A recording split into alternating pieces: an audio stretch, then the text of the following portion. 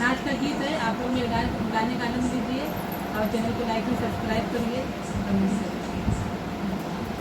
हमरे चोटिया से लाग गले चोट हो बलमुआ दुबारा गइया।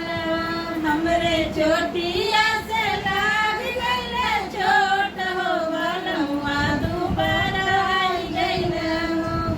आवाया बसा तुझी पलंग चढ़ी बैठा। आवाया बसा तुझी पलंग चढ़ी बैठा। अपने बबुआ के दूधवा पियावा हो बलमुआ दुबारा गइया। अपने बबुआ के दूधवा पियावा हो बलमुआ दुबारा गइया। हमरे चोटिया से लाग गइले चोट हो बलमुआ दुबारा गइया। हमरे चोटिया से लाग गइले चोट हो बलमुआ दुबारा गइया। आवाया जेठनी पलंग चढ़ी बैठा।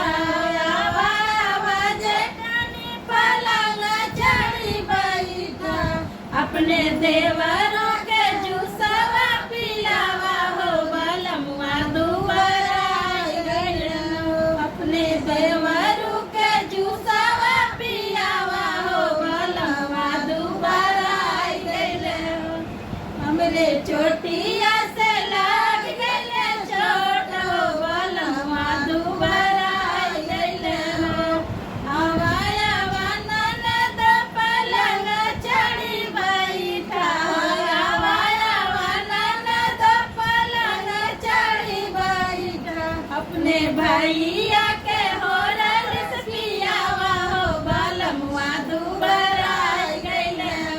अपने बबुआ